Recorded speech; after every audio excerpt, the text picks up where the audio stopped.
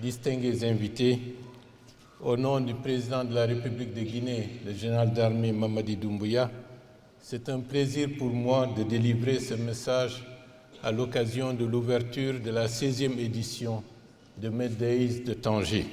La thématique de cette année, souveraineté et résilience, je crois que le thème n'est pas choisi au hasard dans ce contexte où la paix est devenue une quête pour beaucoup de peuples à travers le monde, que ce soit au niveau du continent africain, que ce soit à l'échelle mondiale, des remises en cause s'imposent par-ci, par-là, parfois avec violence.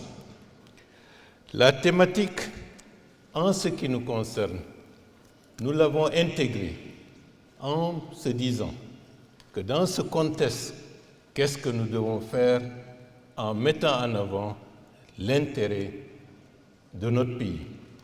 Nous optons pour une coopération ouverte avec tous les pays du monde en mettant en avant l'indispensable nécessité de privilégier nos intérêts nationaux. Notre stratégie dans nos efforts de refondation, surtout la transformation économique de la Guinée, dans notre coopération, nous cherchons à privilégier un partenariat avec beaucoup d'États, beaucoup de puissances, pour bâtir et co-construire ensemble un projet. C'est le cas du Simandou, qui est l'un des projets miniers les plus importants à l'heure actuelle au monde, 670 km de voies ferrées à construire, un port minéralier à construire également, pour près de 20 milliards de dollars.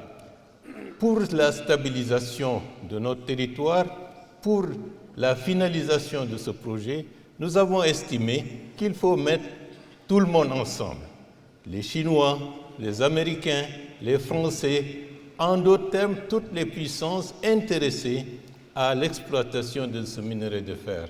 Une co-participation pour une co-construction, malgré leurs divergences et leurs rivalités qu'ils expriment par ailleurs.